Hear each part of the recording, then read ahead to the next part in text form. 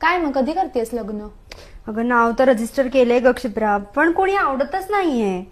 I know, आणि म्हणजे मला अशी 8-10 मुलं बघून नाही करायचं यार. म्हणजे I need to see some more options. Of course. हे बघ, आत्ताशी आपण 25 वर्षाचे आहोत. तेच.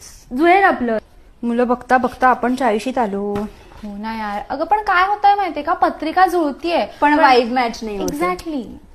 पण आपल्यापेक्षा मुलांचा पगार जास्त असावा ही अपेक्षा करणं काय चुकीचं आहे? असायलाच हवा तो. हे बघ, अजून 10-15 मुलं बघू, आपलं नक्की जुळेल. आरामात जुळेल. जुळलं का ग तुझं? अगं एक मुलगा आवडला होता मला, पण त्याची उंची जरा कमी आहे ग. अगं बाई, आता मरणाला टेकली ना तू. उंचीच काय घेऊन बसली? थांब, तुला जरा फोटो दाखवते त्याचा. हे बघ, हे बघ. ए, चांगला दिसतोय ग. काय कमवतो किती तो? अगं आता रिटायर झाला ग. पण त्याच्याकडे काहीतरी जमीन जुमला असेलच ना. ते काही मला माहित नाही बाई. ते सगळं तू विचारून घे बरं अगं त्याला. पण तू म्हणते की त्याची उंची जरा कमी आहे ना. कमी आहे, कमी आहे. मग मला असं वाटतंय अजून जरा 10 ऑप्शन्स बघते आणि मग ठरवते. अजून सुद्धा आशा आहे बाई मला. हो, जमेल आपलं. माझं जुळेल जुळेल आपलं, जुळेल.